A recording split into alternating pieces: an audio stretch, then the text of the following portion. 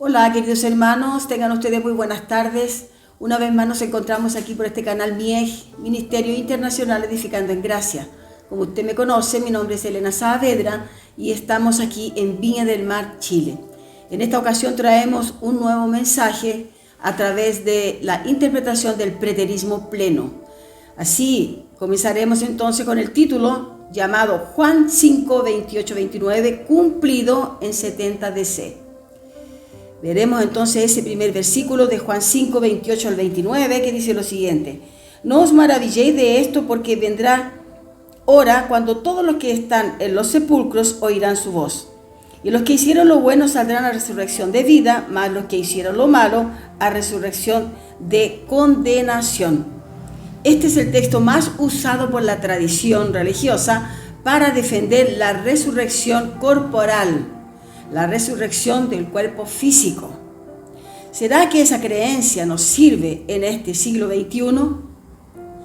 Y cuando habla de cuerpos físicos, ¿cómo quedan esas personas que fueron incineradas y sus cenizas lanzadas al mar? Ni todos los cuerpos fallecidos fueron sepultados. ¿Cómo queda el caso de los cuerpos de fetos que pasaron por abortos hechos clandestinamente o en clínica o en sus lugares de casa? Esos cuerpos no fueron sepultados. Y aquella nave que con sus 7 tripulantes, Challenger, fue desintegrada y fue lanzada el día 28 de enero de 1986.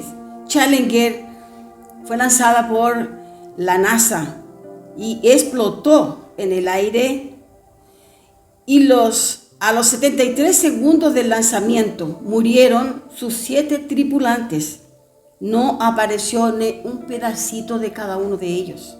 ¿Cómo quedan entonces esos cuerpos si no fueron sepultados? Otro también fue la nave Columbia, el 1 de febrero del 2003. ¿Cómo quedan también esos cuerpos en relación a la resurrección corporal según la religión? ¿Cómo pueden explicar los futuristas la resurrección del cuerpo físico de estas personas? Y ahora usted, futurista, ¿será que pueden responder cómo queda este asunto? ¿Cómo pueden explicar de esos cuerpos que no fueron sepultados? No tiene explicación. No existe explicación. La realidad es que se trata de una metáfora, refiriéndose a todos los que partieron con el Señor antes del último día. Para ellos sería futuro, pero sí en 70.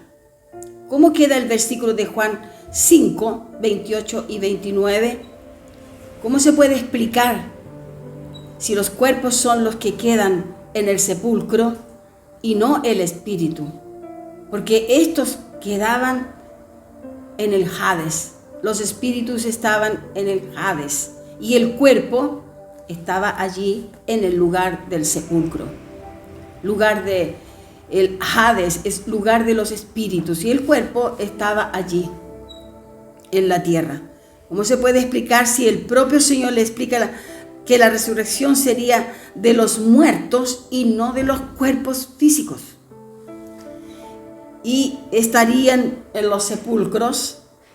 Eso se daría en su venida. Claro que sería en el Hades y no en el sepulcro. Y fue esto entendido literalmente. Se recordaron mis hermanos y mis hermanas que en un cementerio público el cuerpo no queda todo el tiempo en el mismo lugar.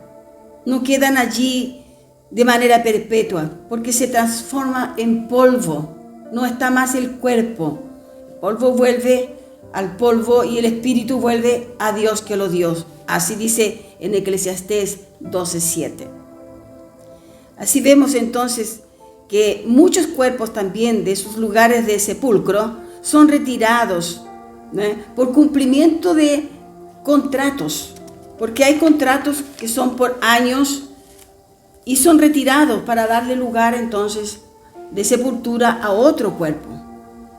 La resurrección no es considerada física y sí espiritual, porque el espíritu no queda entonces en el sepulcro, Esto acontecería a todos los que murieron antes del año 70, donde acontecería la resurrección de todos. Recuerde que los habitantes de Sodoma no fueron sepultados, y el Señor los menciona en el día del juicio, conocido como el último día. Ahí vemos todos aquellos habitantes de Sodoma que no fueron sepultados. Entonces Juan 5, 28, 29 es un texto que debemos esclarecer y no futurizar. Primero, no fue una resurrección física biológica y tampoco sucederá en fin del planeta Tierra. También esto nunca acontecerá el fin del cosmos. Juan 11, 21 y 24 habla sobre la resurrección de Lázaro. No se trata de la resurrección física, y sí en el plano espiritual, y no corpóreo o corporal. Vemos también en Efesios 3, versículos 20 y 21, que dice lo siguiente: y aquel que es poderoso para hacer todas las cosas mucho más abundantemente de lo que pedimos o entendemos, según el poder que actúa en nosotros, a Él sea en la iglesia, en Cristo Jesús, por todas las edades. Dice por todas las edades. Porque la tradición religiosa enseña que el último día sería entonces el tiempo también de la resurrección de los muertos, y sería también allí el fin del planeta, el fin del mundo. Y acontece que aquí dice, a Él sea la gloria en la iglesia, en Cristo Jesús, por todas las edades, por los siglos de los siglos. Amén. No dice hasta el fin del mundo, dice por los siglos. Y este libro entonces de Efesios fue escrito en el año 58 y estaba próximo entonces allí ya el año 70, cuando sucedieron todas las cosas, y también hubo allí el periodo de la resurrección entonces de los muertos y no de los cuerpos, como ya lo hemos explicado. Entonces vemos que la humanidad no tendrá fin, el cosmos no tendrá fin, dice por todas las generaciones, por todos los siglos. Así Dios será glorificado eternamente en Cristo Jesús, y es por eso que la iglesia debe permanecer, y las generaciones van pasando. Debe permanecer la iglesia para glorificar a Dios siempre lo que ya fue hecho, para glorificar a Jesús por todo lo que fue ya hecho allí en el año 70. Y los hombres van naciendo y los hombres vamos muriendo, y después entonces viene, en ese periodo antes del año 70, vino la resurrección de los muertos, porque estaban allí en el Hades, lugar de espíritus, en donde nuestro espíritu no va a estar, porque el Señor ya hizo esa obra. No tendremos que pasar y llegar a ese lugar del Hades, sino que vamos directamente ahora por la obra hecha de redención de Jesucristo en la cruz del Calvario. Pasamos directamente ahora entonces a estar con el Señor para siempre. También vemos en Eclesiastés 1:4, dice: generación va, generación viene, y la tierra permanece para siempre. Entonces, al unir las dos partes, la iglesia religiosa, cristiana, evangélica, tiene mucha contradicción, porque primeramente no habrá fin del mundo y tampoco habrá más resurrección de los muertos. Y ellos acreditan que la resurrección sería corporal, entonces era como que salía de los túmulos, la vida que había muerto, tendría que salir de los túmulos e ir en el aire subiendo hasta que se encontrara con el Señor. Eso es lo que aprendíamos en la iglesia religiosa. En Eclesiastés 12:7 dice, el espíritu vuelve a Dios, y el polvo vuelve al polvo, y el espíritu vuelve a Dios que lo dio. ¿Cómo no aceptar entonces la verdad de Jesucristo? El último día que se refiere también es el último día de la antigua alianza. Mi hermana querida, mi hermano, eso es donde el Señor vendría por sobre las nubes y donde los muertos saldrían del Hades para vivir para siempre con el Señor. Eso es la redención, lo que el Señor preparó allí. Y era una promesa. Esa es la única alianza que el Señor, con el Señor, fue una promesa y no un regalito cualquiera. En Isaías 25, vamos a ver qué es lo que nos dice. Libro de Isaías, capítulo 25. Y vamos a ver el versículo 6 hasta el 8. 25, 28. Aquí llegamos al 25. Versículo 25, capítulo 25 y versículo 6. Dice así: y el Señor de los ejércitos hará en este monte a todos los pueblos banquete de manjares suculentos, banquete de vinos refinados, de gruesos tuétanos y de vinos purificados. Aquí habla entonces de este banquete. Es cuando el Señor vino y preparó entonces como un casamiento. Ese era el banquete de las bodas del Cordero. Dice: y el Señor de los ejércitos hará en ese monte a todos los pueblos banquete de manjares suculentos, banquete de vinos refinados, de gruesos tuétanos y de vinos purificados. Versículo 7.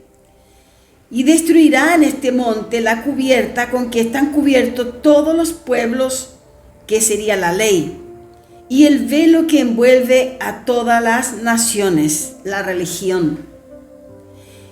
Destruirá a la muerte para siempre, y enjugará el Señor toda lágrima de todos los rostros, y quitará la afrenta de su pueblo de toda la tierra, porque el Señor lo ha dicho. Ese es el versículo 8.